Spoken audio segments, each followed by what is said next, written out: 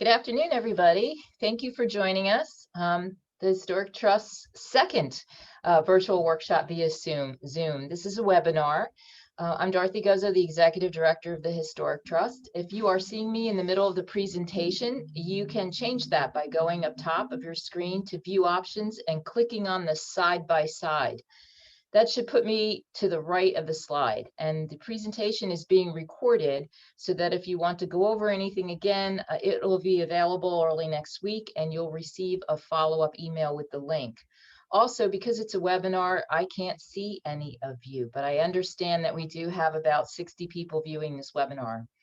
And you will only be able to see the presenter and the PowerPoint slide. Can I have the next slide, please, Erin? Just as a reminder, the funding for your grant does come from the corporate business tax dedication that is reallocated to open space, farmland, and historic preservation. Our board makes its final recommendations to the Garden State Preservation Trust, and from there, the legislature must pass an appropriations bill for the governor to sign. Can we have the next slide? So first, let me formally congratulate each of you on receiving your capital grant. I'm happy to report that the appropriations bill that has your funding has passed both the Senate and the Assembly, and we anticipate having the governor's signature in the very near future. Once the bill is signed, we'll be able to execute your grant agreement. The governor's signature starts the clock. At the end of this presentation, we're going to hear from Ashley about ways to get the word out and generating social media buzz. And keep in mind that we have a big check. So if you want to do a check presentation, just let us know and we'll make sure it's all socially distanced, of course. Next slide, please. Today, you're going to be hearing from Erin, Glenn, Carrie, and Haley, and Sam is in the background fielding your questions. He's monitoring the question and answer, and you can let him know also if you're having any technical issues. Erin is also going to explain how we're going to field your questions. So I'm happy that you're able to join us this afternoon, and please know that we look forward to working with you and seeing your projects come to fruition. Now I'm going to turn it over to Erin Fredrickson for us to get started. Thank you, Dorothy. So as Dorothy mentioned, my name is Erin Fredrickson. I'm a historic preservation specialist with the Trust and a program officer. I am going to keep my section as brief as possible, just because I know how much we have left to talk about.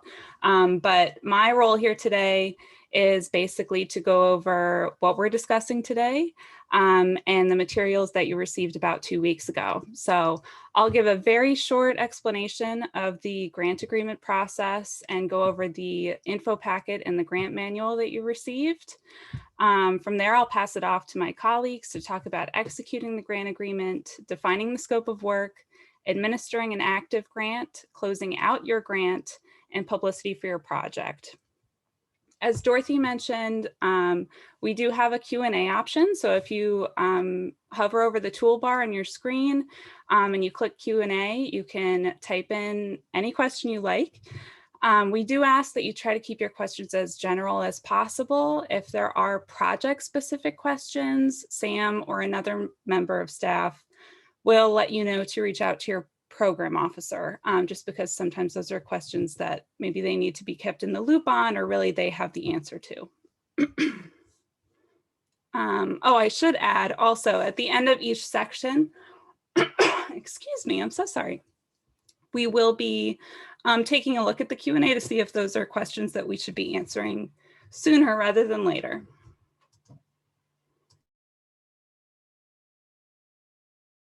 Excuse me.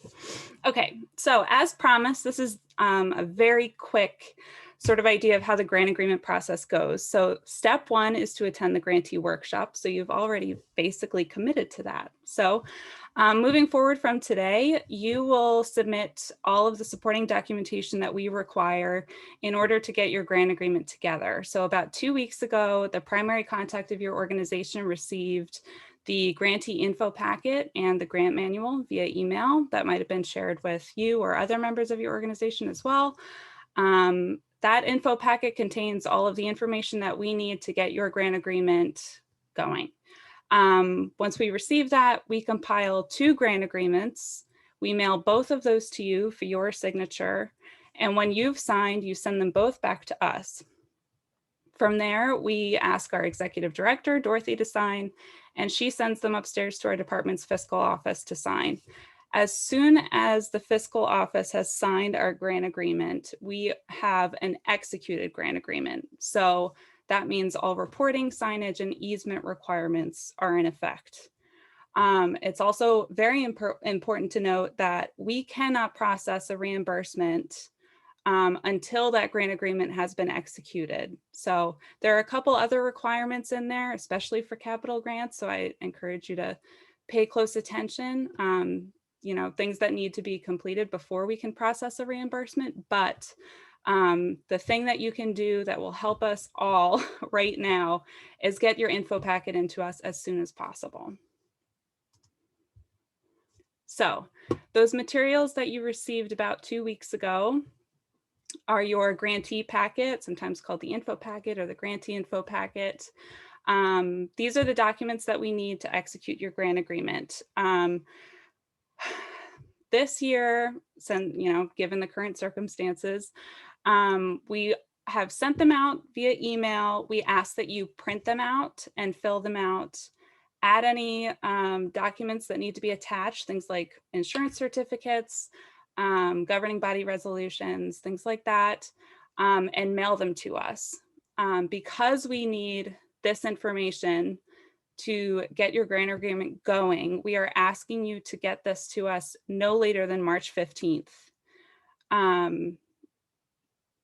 It's just in your best interest to try to tackle it as soon as possible. So the other item you received via email is the grant manual. This is the how to administer your grant. It contains sample reimbursement forms, project specification or sign specifications for your project sign, things like that. It's an incredibly useful tool. We encourage you to take a look at it and flip through it if you have a question. So if you've already lost your grant manual, you'd be surprised, but it happens. It is available on our website. If you go to njht.org, we have a tab for grantee resources. This tab includes all sorts of forms, reimbursement forms, anything you could possibly need. Our website is set to be updated, redesigned in a couple of weeks, actually. So if you go to njht.org and everything looks different, don't freak out. All the information is still there. But of course, if you get stuck, whether it's on our website or while you're working on your grant, please feel free to reach out to your program officer. We are happy to help you at any step of the way and excited to work with you. So I think I saw a question come in, Sam. That was a project-specific question. Gotcha. Okay. Well, then with that, I will pass it off to my colleague, Carrie, to talk about executing your grant agreement. Hi, everyone. My name is Carrie Hogan, and I'm a Senior Historic Preservation Specialist at the Trust, and I'm also the agency's fiscal officer. Today, I'll be covering the checklist of documents in your grantee packet, which are needed to execute your grant agreement. You'll submit all of these documents, completed documents and forms to your program officer, who will begin drafting your agreement and preparing it for execution. Your program officer, as was mentioned before, is also called a PO, is a trust staff person who is identified in your award letter, which you should have received a long time ago. The documents I'm about to cover are not your grant agreement, just the essential forms and documents that we use to create your grant agreement. So the faster you get the forms into us and filled out accurately and into us, we're going to be able to create your grant agreement and launch into execution. We cannot process a reimbursement request without a fully executed grant agreement. So really, these documents on this checklist are your first priority. I'm going to stay on this slide, Erin. So the first form in your grantee packet is the checklist, which outlines all of the required forms. The checklist itself, along with the items on the checklist, needs to be completed and returned as part of your initial grant agreement package so that your program officer can prepare the grant agreement. The first item on the checklist is the letter of acceptance for your project. The second page of the acceptance letter needs to be filled out completely and signed. By signing the letter of acceptance, you're agreeing to abide by the regulations that govern this grant program. including the requirement to inform your program officer at the trust of all new developments that pertain to your grant project. Your PO should receive copies of all documentation for review and approval before proceeding with any work. The trust must also review the qualifications of all consultants and contractors hired to complete grant-funded documents since your application was submitted. This is all outlined here within your letter of acceptance. Next slide, please. Next on your checklist is the information form, and the information form is critical to creating your grant agreement. Again, the form is not your grant agreement, it's just the info we use to draft the grant agreement. Number 3 on the info form is your vendor ID number. The grantees, all grantees must be registered with NJ START, which is the state's procurement and payment system, to get a vendor number or a V number. Registration in NJ START creates an account profile for the grantee so that checks can be issued for approved grant reimbursements. Please make sure that you enter your organization's EIN number and a good mailing address to which you will receive your reimbursement checks. The contact person and address that you enter into your NJ START profile should match the name and address on your grant agreement. Incorrect information entered into NJ START will delay payments of your award. Please note here that most county and municipal entities are already in the state vendor system via their EIN number. You've probably already received payments from the state one way or another. However, it is best to contact NJ START directly to confirm that your preferred address and contact information are up to date, or else your grant reimbursement checks could end up, just floating from box to box in City Hall, because usually most of those NJ START profiles for cities, municipalities, boroughs, they're City Hall. So you're going to want to go in and check that so that nothing is lost in the mail. Also in NJ START, you'll have the option to sign up for ACH or automatic payments. These are electronic payments that deposit your grant reimbursement directly into your organization's designated bank account. So instead of waiting on checks to come in the mail, once a PO has approved the work request paperwork, your reimbursement money moves automatically to your chosen business account. ACH makes life easier for everyone. It will expedite your grant reimbursement payments, and it will eliminate the middleman, as it were, being the postal service. So otherwise, paper checks, they take a while to process through DCA Fiscal, then through Treasury, and then have to be snail mailed to your address. Works out perfectly fine 9 times out of 10, but there's been quite a slowdown the last few months. So something to bear in mind. If you are able to, please sign up for ACH payments. Next slide, please. Okay, next on your checklist is proof of insurance, and all grantees must submit a certificate of insurance to the trust.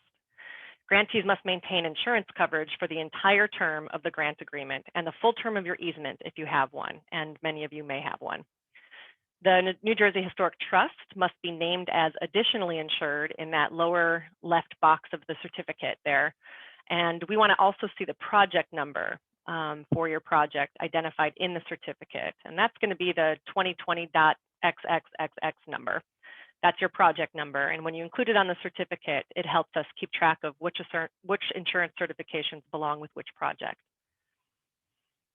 The grantee must submit certificates of insurance or documentation of self-insurance to the trust before the grant agreement can be executed. So missing or incomplete information will delay the process. And this is something that you guys can reach out to your insurance companies sooner rather than later and get the ball rolling on this. Many people kind of do this part ahead of time because it's easy, and then you're not waiting for some insurance company to mail you your certificate, your Accord certificate. So something to think about. Next slide, please. Okay, your governing body, city, county board resolution. So this resolution, you need to pass a resolution certifying the amount of the grant you have been awarded and identifying by name the individual authorized to sign or execute the grant agreement on your organization's behalf. In other words, the person named in attachment E must be the same individual who ultimately signs your grant agreement. The resolution must have original signatures of the person approving the resolution, as well as the person attesting to the approval. So there on that line where it says approved by and attested by, The approved by and attested by signatures, they should not be the same person. All resolutions should be imprinted with a raised government, corporate, or notary seal or stamp. If your board secretary doesn't have an official stamp or seal, many of them don't, you must take your resolution to a notary for certification. In fact, I would say that most non-governmental, nonprofit organizations just go straight to the notary so that there's no question as to whether or not the approval signature is properly attested or certified. Resolutions that are not properly certified will not be accepted, which will delay completion of your grant agreement, and sometimes substantially, especially if you're waiting on other people's schedule or a board meeting that might be quarterly in order to get the signatures you need on your resolution.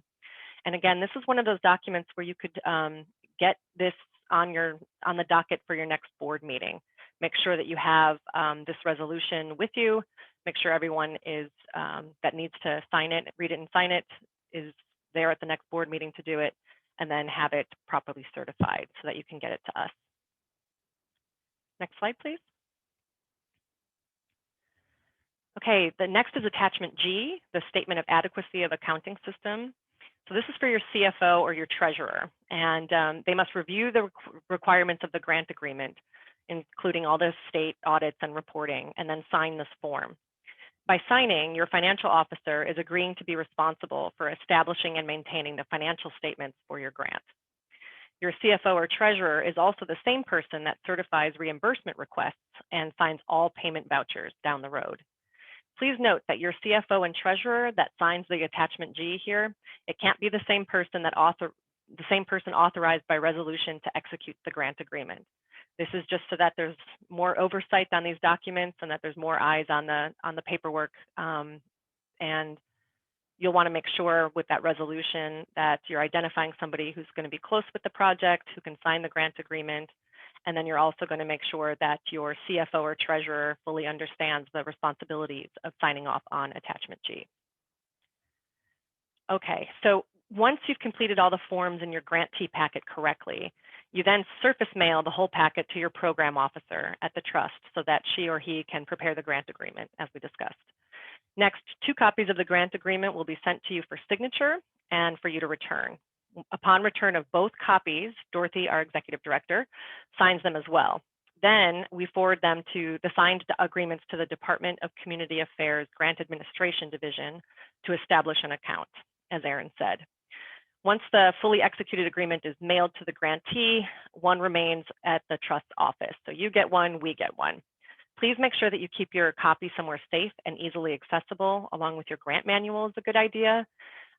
This grant agreement is a contract. It's a living document that should be used by the project contact and project team as a guide for following the requirements, reporting, submitting, and reimbursement requests, and making sure that all your annual or quarterly reports are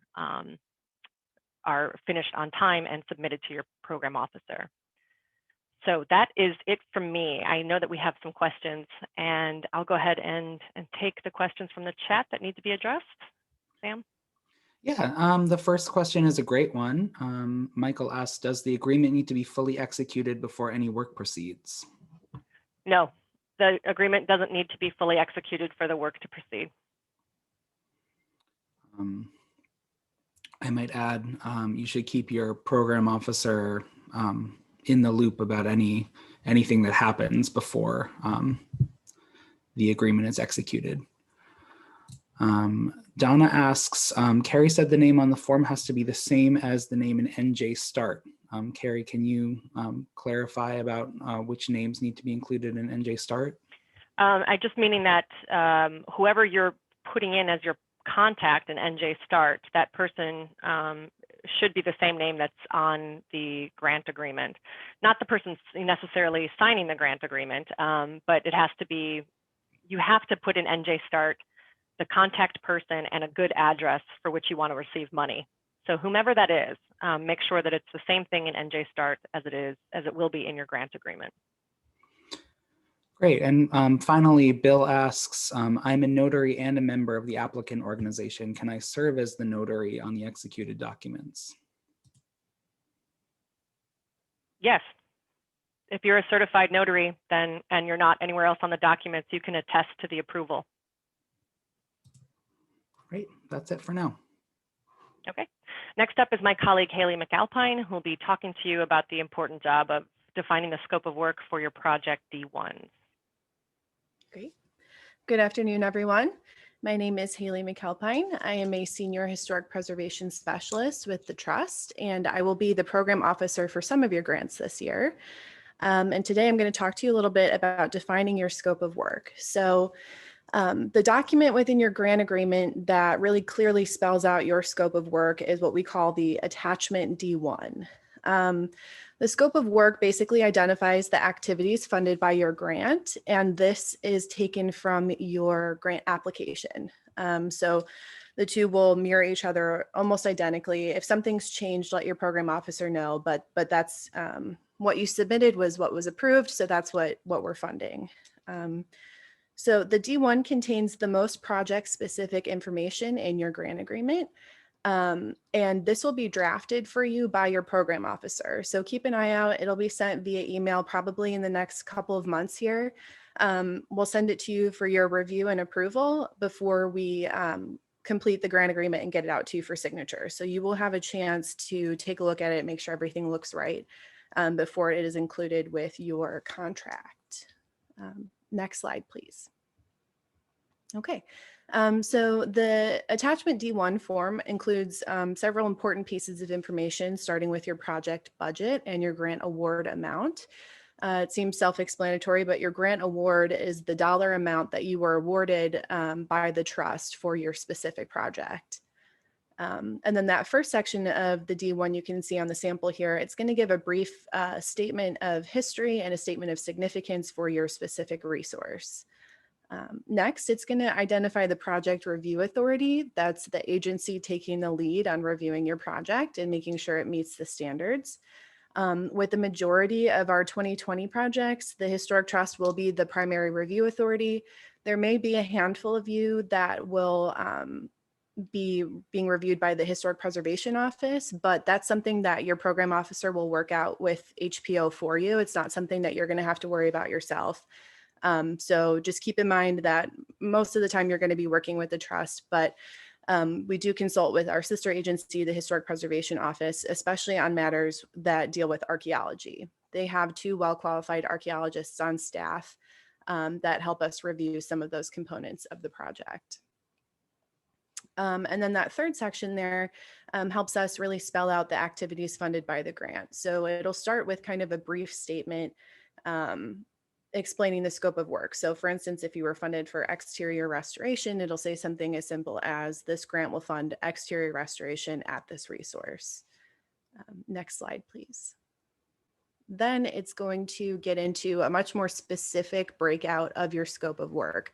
So we're actually going to be taking each of your individual work items and breaking them out by construction division. So for instance, if you're doing window restoration, you'll see under Division 6 something like window restoration. If it's a more specific or targeted approach, it may say something like window restoration of the 3rd floor wood windows, but it will be specific to your project. It's also going to give you your non-construction budget. So all of the trust capital grants limit non-construction budgets to 20% of the total project budget. That is your grant award and the minimum match requirement. So if we are funding a small portion of a much larger project, we're not calculating that 20% off of the huge number. We calculate it off of your grant award and the minimum match you have to provide. So your non-construction items, soft costs like architectural fees, construction documents, that type of stuff is all capped at 20%. And you'll actually see that dollar amount in your D1. It is important to note that archaeology is not considered a non-construction cost. You can reimburse that as part of your construction budget. We do it this way because we don't want archaeology looked at as an afterthought or something that will impede on your budget. It should be an integral part of the project. So we're not trying to limit how you spend your money when it comes to archaeology. And then speaking of archaeology, your D1 is going to spell out any project-specific considerations for archaeology. So it should have been hammered home in your application review, but any level of ground disturbance at all is going to trigger a requirement for archaeology. So whether that's excavating a foundation or digging a utility trench, putting in a sign even. If you're breaking ground, you are required to include archaeology in your project. So those considerations will be included in your D1 for you. Okay, next slide, please. Another component of the D1 is that it identifies your project team. So all consultants that work on trust-funded projects must meet our professional qualification standards, and they must be approved by the trust before you begin work. So if you had submitted your application with a consultant in mind and you had listed them in the application, provided proposals and resumes and all that good stuff, then they've already been approved as part of the application review process. So you don't have to go through a secondary review. For those of you that applied without a specific consultant in mind, it's no problem at all. Just know that you're going to have to work closely with your program officer to make sure that they meet our professional qualification standards. You'll have to submit proposals and resumes and all that good stuff. So it's just another step you're going to have to take, but we do want to underscore that anybody that works on the project needs to be approved by the trust. So even if you have a graphic design consultant or heritage tourism consultant, we want to make sure that they're well qualified to be a part of your project team. Next slide, please. Okay, so another important component of your D1 is the project schedule. So the date that kind of drives this whole schedule is the day that the governor signs our appropriations bill. So as Dorothy mentioned at the top of the hour, our bill has successfully made it through the legislature, which is great. We're just waiting on a signature now. And the day that the governor signs the bill, our clock starts ticking. So that date is known as the agreement commencement date. For some of you, that will also be your work period commencement date. But if you do begin work on the project prior to the agreement commencement date, we're going to use the day that you actually started work. So from the day the governor signs the bill, we have 18 months to execute your grant agreement. So as Aaron and Carrie explained, we have to get that info packet back from you. You'll approve your D1 and then we can get the grant agreement going. So you do have 18 months to do that. Please don't wait that long. We know your resource has pressing needs. It's really important that you get it back to us sooner rather than later so we can get it executed. That 18 months is built in as kind of a fail-safe. We know kind of in this world, anything goes. So we're hopeful that it won't take that long, but it is there in case we need to use it.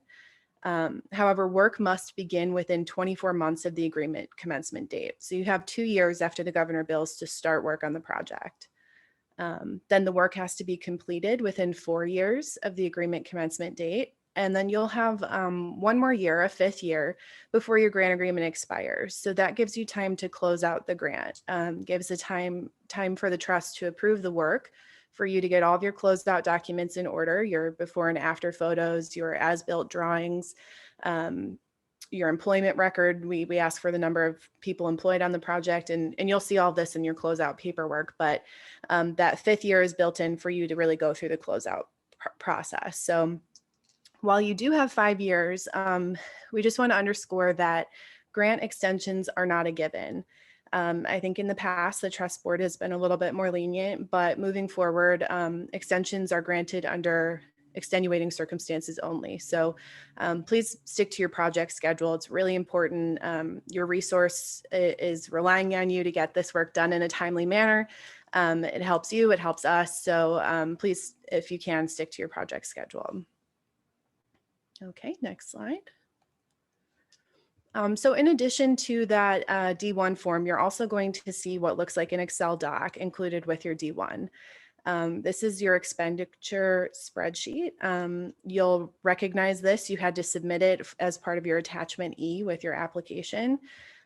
So when we generate your D1, we take a look at that and kind of copy it over into the D1 format and update it where necessary. But it corresponds really closely to those division breakouts of your work items. So instead of giving a narrative description of what's happening in each division, we're giving a dollar amount.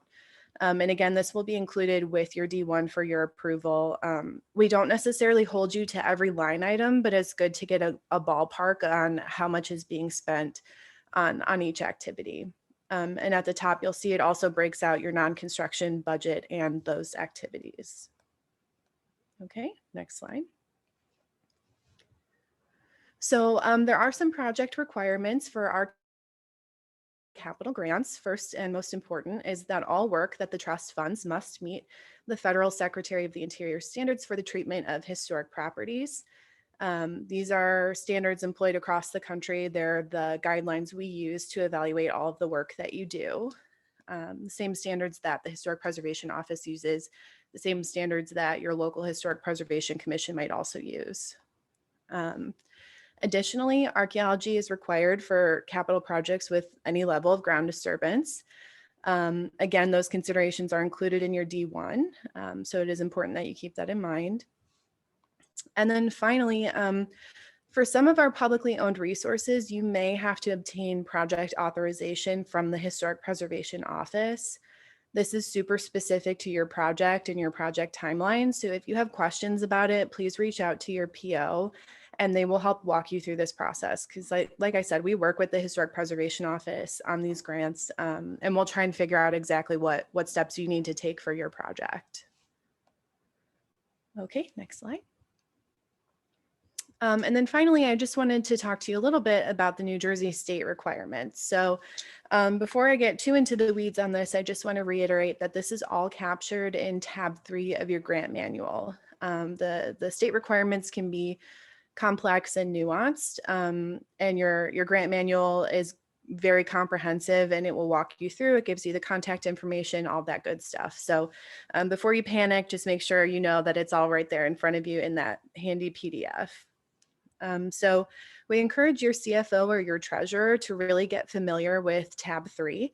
That's where you're going to learn about your financial management requirements and your audit requirement. So any grantee organization that receives over $100,000 in state or federal funds in any fiscal year is required to submit an audit. So for some of our capital level 1 grants, even if your historic trust grant doesn't exceed $100,000, if you're obtaining any other state or federal funds, you are required to submit an audit. The audit does have to be completed by a professional peer-reviewed accountant or other accounting professional. I'm not sure who else does audits. I think it's just accountants. But they do have to submit it. And it's important to keep in mind that it is not a reimbursable expense. So you cannot submit this with your reimbursement paperwork. This is something you're going to have to budget for on your own. So when you're looking at the kind of zoomed out view of your fiscal year, make sure you're keeping in mind that $100,000 trigger and that you're budgeting accordingly for your own audit. Up next is affirmative action. So all of our grantees are required to comply with New Jersey state affirmative action laws. That means that the non-discrimination language and policies have to be included in your contracts, when you go out to bid, proposals, all that good stuff. There's a few ways to show compliance with the affirmative action laws, and you're actually going to do that through, well, your consultant will do this through the state contract compliance unit in the Department of Treasury. So that's not something we monitor or sign off on. That's something you'll have to work directly with the contract compliance unit for. And as I mentioned, their contact info is in tab 3. And then finally, prevailing wage laws. So any county or municipal grantees do have to comply with prevailing wage laws. Also, if your resource is owned by a public entity, you also have to follow prevailing wage laws. So if you're a nonprofit or a friends group and you are working on a publicly owned resource, you are going to have to use prevailing wage. So really important to keep that in mind. So I think that's all I have for this section. Are there any questions in the chat that we can address now? Yeah, we have a couple of questions. The first one, well, I guess we'll start at the bottom. Andrew is asking about the audit requirement. Is the audit requirement to be fulfilled at the end of the project? I think that's a good question for Carrie. It's based on the fiscal year. Yeah. That's right. So it's based on the fiscal year. So if you receive any state or federal funds within the same fiscal year that exceed 100,000, you will need an audit for that fiscal year. If it happens the following year and the year after that and the year after that, we'll need audits for every single one of those years. So it's not something that you take into consideration only at the very end. You should be evaluating your need to have an audit annually. Thank you, Carrie. Great.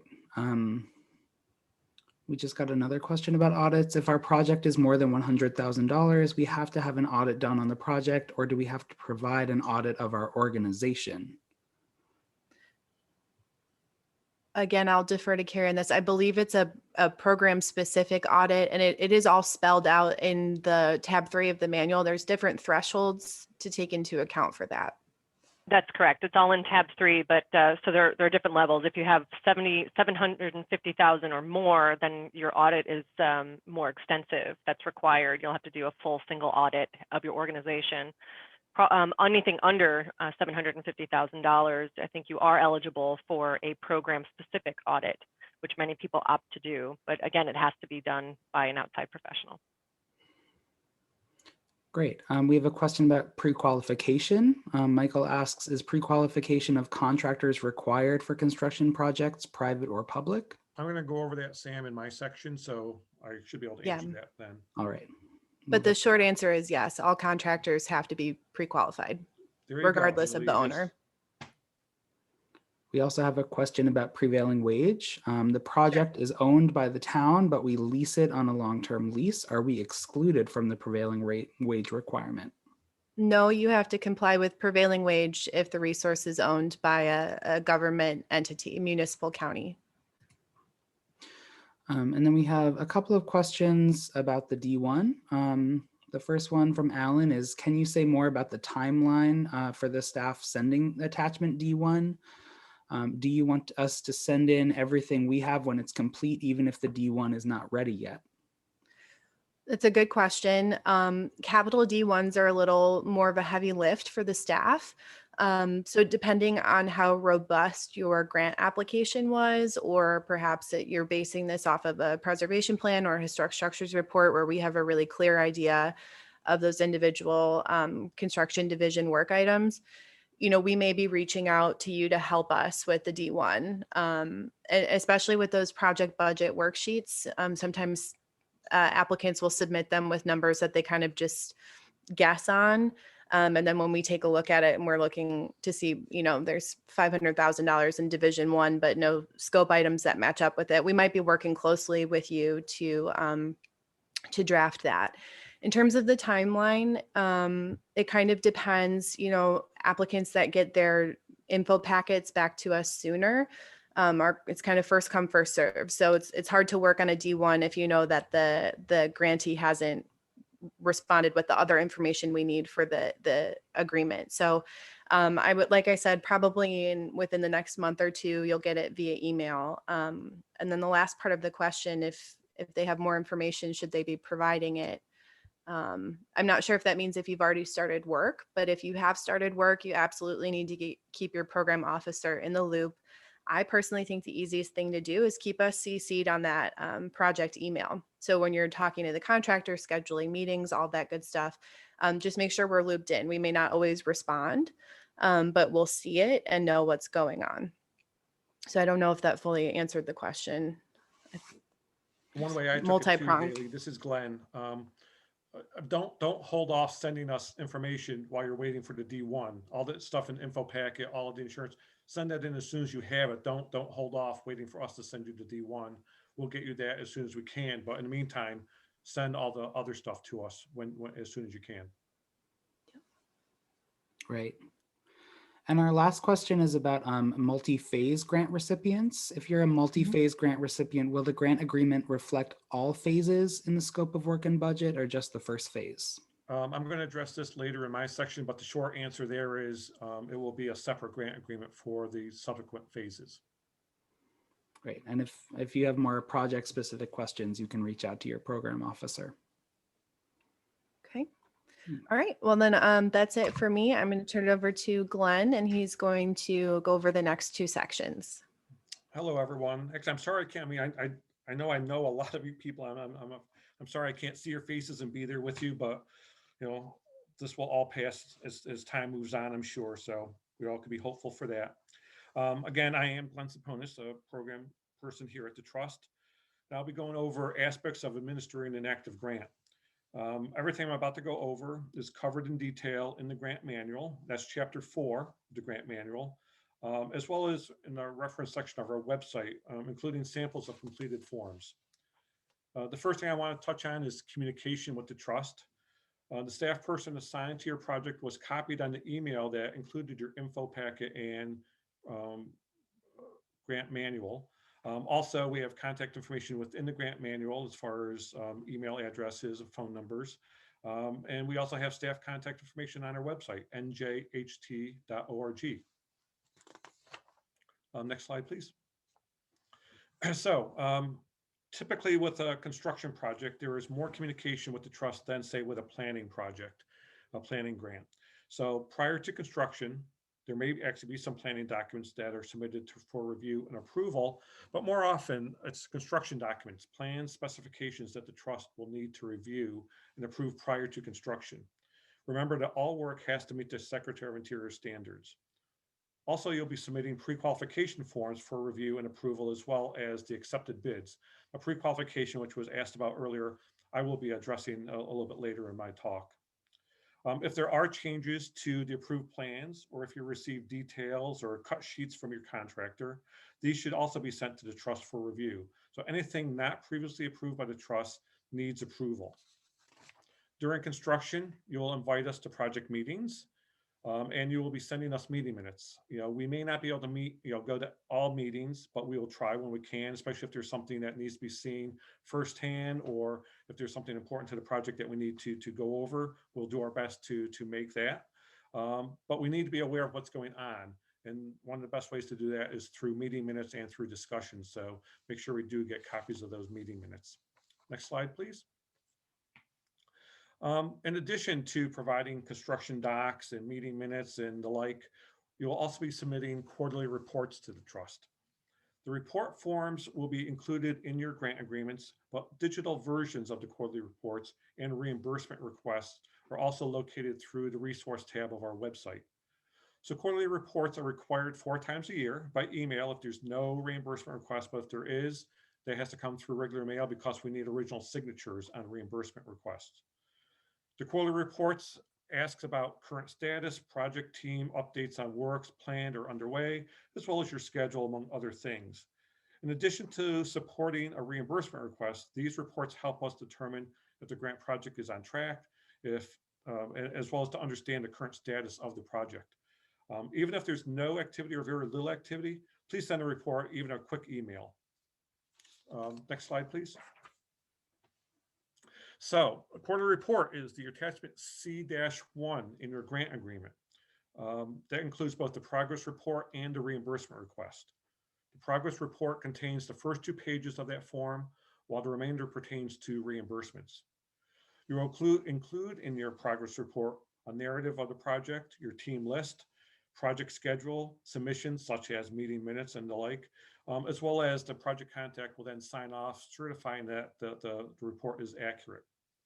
These items in the report are especially important for the first report, because after that you could utilize that report and just basically add on to it. You don't have to redo it every time. So making that first one complete will help you out in the long run. Now, if there's little to report, then like I said, a quick email should suffice. The manual does show in quite detail how to complete the quarterly report. There are samples of it in your grant manual. Again, that's chapter 4. Next slide, please. So reimbursement requests. In order to get a reimbursement request, there are certain conditions that must be met first. You need to have, as we already said, a fully executed grant agreement. You also have to install your project sign, the construction sign at your site. For some of you, you'll also have to record an easement prior to receiving a reimbursement request, and I'll go over that in a little bit as well. Finally, you also have to provide documentation of invoices and payments in order to get the reimbursement. One thing I want to remind people of is that these are reimbursement grants, which means that you need to expend the funds before you get our grant funds in return. Also keep in mind that these are either 60-40 or 50-50 matching grants, which means that when you submit a reimbursement request, you'll be receiving a reimbursement of either 60% or 50% of the amount minus 5% retainage that we hold. You will receive that retainage when you close out the grant. This information could be important as a matter of cash flow for an organization, so keep that in mind. And just to actually maybe to underscore it a little bit more, to understand the amount of the reimbursement you'll receive with each request, use the following multipliers. For level 1 grants, which are $150,000 or less, you basically take the eligible cost for that period, what you spent for that period, multiply it by 0.57, and that's going to be the amount of the check that you're going to receive from the trust. If it's a level 2 grant, which is over $150,000, then again, you take those eligible costs spent in that period, multiply by 0.475, and that will be the amount of the check that you receive from the trust for a reimbursement. A lot of people think that they'll put in a request for $50,000 and they're going to get a check for $50,000. Since these are matching grants, that's not how it works. So using those multipliers will give you a good idea of how, what to expect from a cash flow standpoint. Next slide, please. In addition to what I just went over, all reimbursements require a signed state transmittal and payment voucher. This needs to be signed by the financial officer who is named in the grant agreement. That was the attachment G that Carrie spoke about earlier. This form is provided both in your grant agreement and is also available through our website. No substitutions. This is the form that needs to be included for all reimbursement requests. In addition to these forms, you'll also include invoices and copies of canceled checks or proof of payment for each of the invoices listed on the project ledger. The payment should correspond with the amounts of the invoices. And to make processing faster and easier, please group the correct invoice with the corresponding canceled check. Now, for agencies of government, when payment vouchers are provided as proof of payment, they must be completed, fully signed, and check numbers and amounts should be noted on those payment vouchers. Now, typically payments take about 2 to 3 weeks to process. Now, if you sign up for the state's ACH system, as Carrie mentioned earlier, that will expedite the time in which your payment is direct deposited. And again, that you could sign up for through NJ Start. Next, please. The other thing I want to discuss briefly is work product reviews. Now, for capital projects, the primary documents submitted for review are construction documents, but all work products must meet the Secretary of Interior standards for the treatment of historic properties. If anything changes during construction, the trust has to approve those revisions, again, to make sure that they're meeting the standards. If any of your projects include ground disturbing activities, then archaeology will need to be taken into consideration. We recommend that the sooner you start addressing potential ground disturbing activities, the better, just so it doesn't impact or slow down your construction. Bid packages and qualification documents also need to be reviewed by the trust, and I'll get into that in just a second or two. Next slide, please. I had mentioned earlier a construction sign at your site. For most construction grants, there are 2 signs that are required.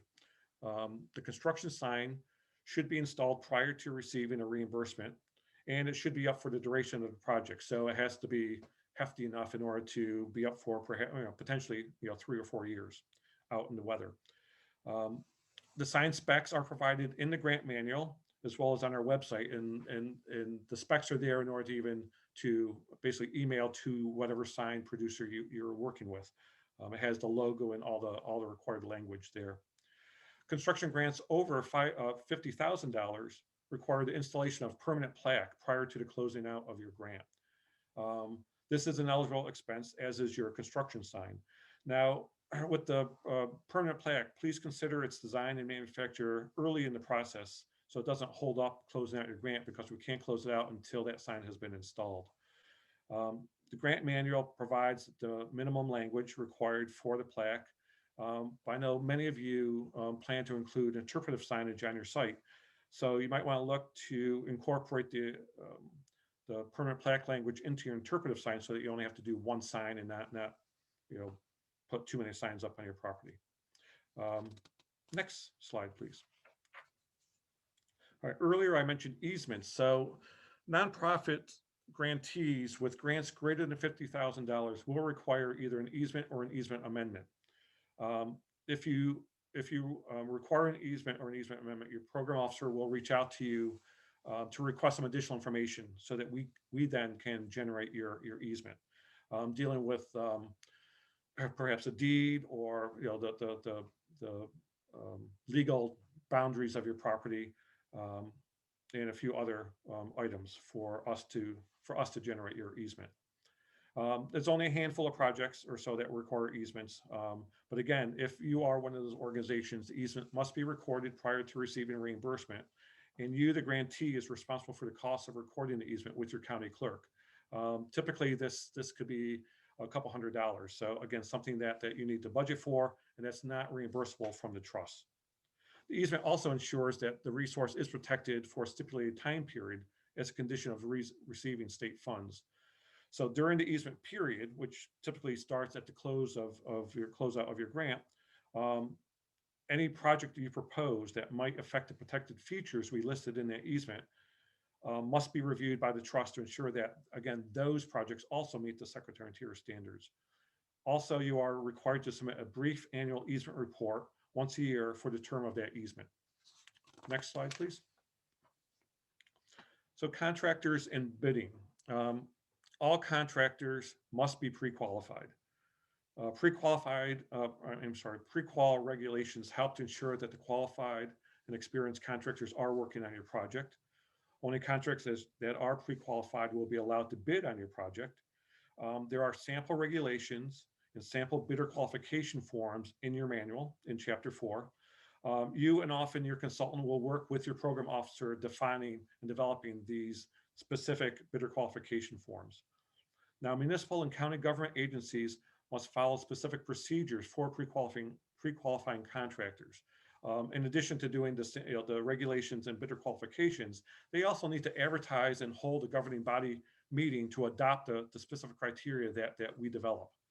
This process also includes review by the State Division of Local Government Services.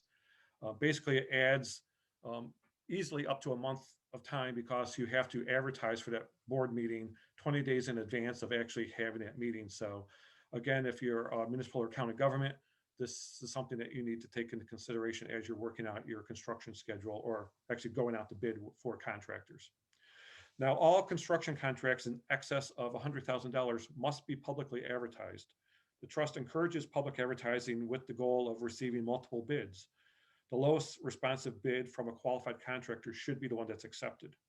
Now, even if your project is under 100,000, we want you to solicit multiple bids. The more competitive the bidding, the better bids you should receive. And again, all contractors should be pre-qualified, so they all should be qualified to do the work. Next slide, please. So amending the grant agreement. There are certain times when a grant agreement needs to be amended. Now, if a project is not on track, if a grant agreement can be amended to, the grant agreement can be amended to allow completion of the project. If there is a change to the schedule for any reason, a change to the scope of work, or a change to the consultant or contractor, you should reach out to your program officer right away to see if you need to amend your agreement. If you do need to amend it, then this will be, your request will come via attachment D-2 of your grant agreement. Simply that requires you to basically explain the reasons for the change or delay. The request will be reviewed by our Grants and Loans Committee at its quarterly meeting, and you will then be informed if the change has been accepted. We understand that there are times when delays are caused by circumstances beyond your control, but to the full extent possible, you should make sure your project stays on schedule, because getting an extension for your grant agreement is not guaranteed. The Trust Grants and Loans Committee will not automatically just grant the extension. It will have to be fully justified. So I think also remember that your grant agreement history is part of future grant application evaluation. So you want to make sure that you don't affect that by making sure your grant is done in a timely manner. Next slide, please. So closing out the grant, your work is done. You've been keeping your program officer informed of what's going on. We've been getting meeting minutes. You've managed everything wonderfully. Now it's time to close out the grant. So closing out the grant, the final report is your C-2 in your grant agreement. Again, also accessible through our website.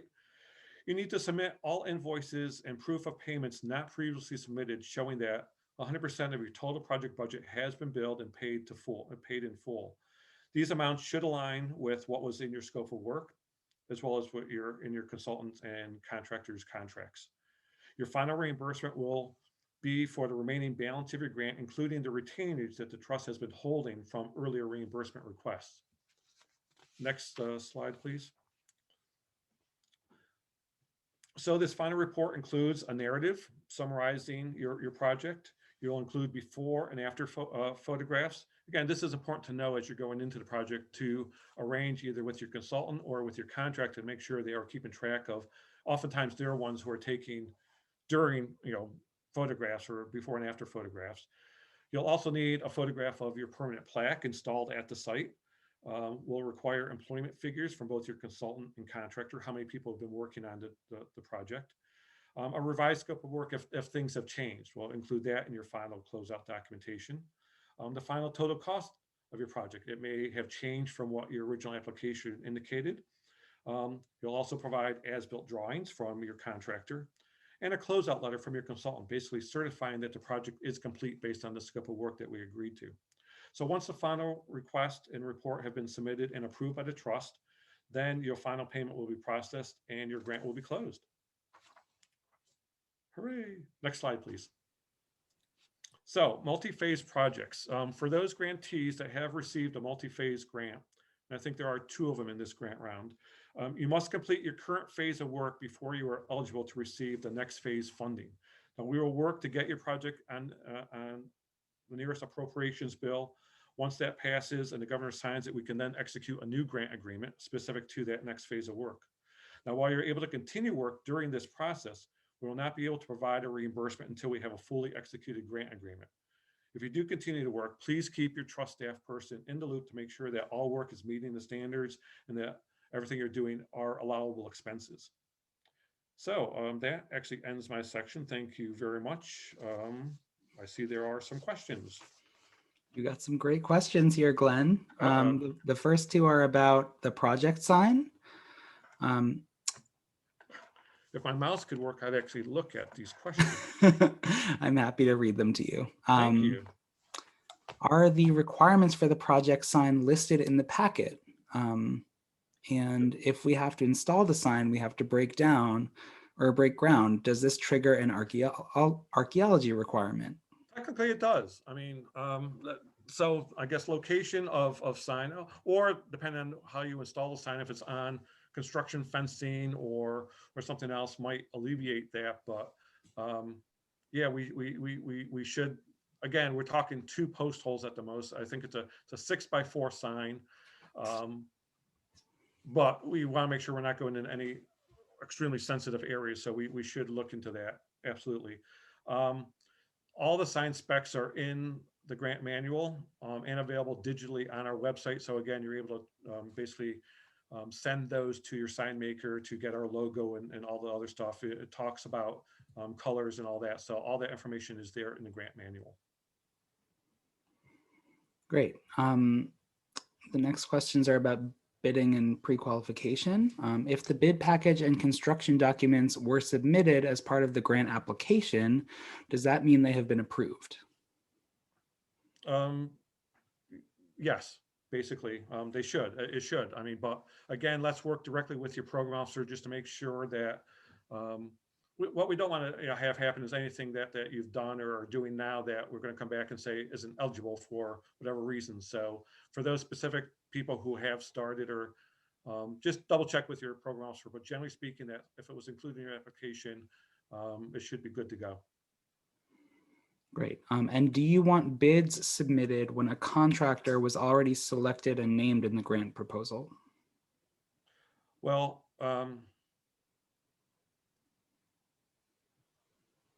if you don't have bids yet, I mean, again, that goes to, I mean, it should be going out for bids. So we do need, I'm not sure how a contractor is selected if they haven't even bid on anything yet. Again, if that's specific to a particular project, we could dive into that a little bit more. But typically, you know, until you actually put out the bid, you haven't selected the contractor yet. So, and again, that's why we want typically multiple bids and stuff like that, so it's competitive. Mhm. And does the trust publish pre-qual standards that can be used in creating pre-qual forms? The grant manuals do have examples of pre-qualification forms. I mean, there is some basic information that's typically used for all of them, but I mean, depending on your particular project, you may tweak it a little bit.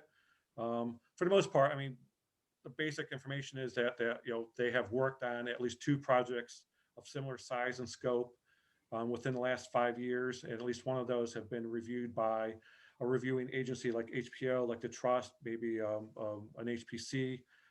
That's the basic stuff, but again, look at the grant manual. It should go into a fair amount of detail as far as what's required in those forms. Great. And finally, we have a question about multi-phase projects. If you have multiple grants for a multi-phase project, do you have to formally close out the first grant in order to have the second grant agreement executed?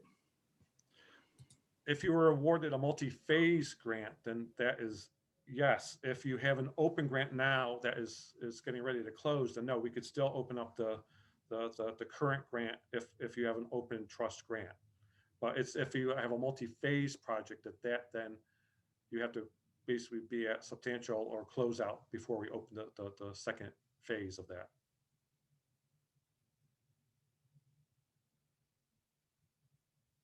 Are we good? Yes, sorry, my hands were full. Yeah. That's all the questions for now. Okay. And again, we're all available. I said in the part, we want to communicate with the trust. It's anytime there's any question whatsoever, feel free to reach out to your program officer and we'll address whatever you have. Thanks. Okay, so hello everyone, my name is Ashley Parker. I am the program assistant at the Trust and I also am the social media coordinator. So today I'm going to talk to you about how publicity can play an important role in your project. And this section outlines ideas that can be used throughout your project. So publicizing your project will help you maintain visibility of your project and your organization during restoration. It can help your fundraising campaign, as well as increase attendance or membership at your site by publishing what your project entails. Next slide, please. So most importantly, publicity for your project helps promote and raise awareness of history and historic preservation in New Jersey, while also ensuring ongoing funding for the New Jersey Historic Trust. So good publicity opportunities are grant award announcements and check presentations. So as Dorothy mentioned earlier, we have a large check for photo opportunities and we are very eager to use it. So please invite us to your events. Project milestones such as groundbreaking ceremonies, ribbon cutting, and partial projects, completion or coordinated with a special restoration project, tours and special events being offered at your site, and profiles of volunteers or special craftsmen are all good publicity opportunities that you can utilize, either newspaper, journal entries, or social media opportunities. And we also ask that you add the New Jersey Historic Trust logo to your website, as well as link to the Historic Trust website. Next slide, please. In addition, your site might also be eligible for listing on Journey Through Jersey, the state's go-to website for all things heritage tourism, which was launched in 2017 by the Trust. So the website features heritage tourism destinations throughout New Jersey, as well as annual events, blog posts, and educational resources, which are then featured on Journey Through Jersey's social media channels, which are Facebook, Instagram, and Twitter. So all applicants and grantees are highly encouraged to nominate their site. And if your site is already listed on Journey Through Jersey, we highly encourage you to include the logo of Journey Through Jersey, as well as a link to the website. Next slide, please. So, and then let us help us help you by staying in touch with us. The trust is active on Facebook, Instagram, Twitter, and LinkedIn. We are always looking for new content to promote and enjoy seeing your progress photos, news coverage, or other content that you would like us to share. You can either email us directly or you can tag us in your post. We try to share as much as possible. And we also ask that you share our posts in order to help us raise awareness of historic preservation in New Jersey and continued funding. Next slide.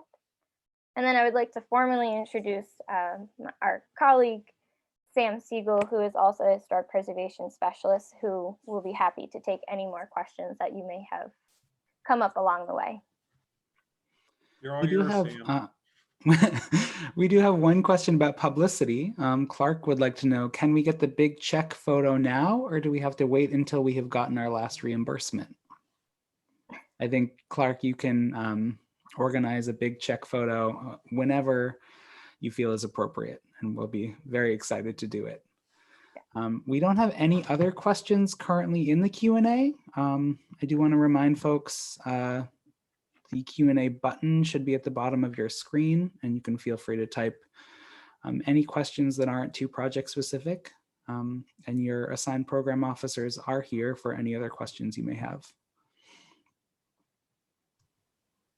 Well, we're just making sure that we don't have any other questions rolling in. Of course, I say that and we have a couple other streaming in, but I just want to reiterate, we are recording this presentation and it will be up on YouTube early next week.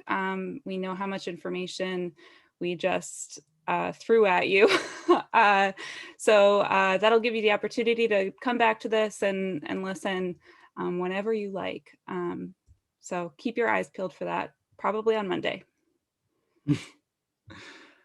And our the latest question is from Bill Levins. He wants to know if he can count on us continuing this communication method for group outreach in the future.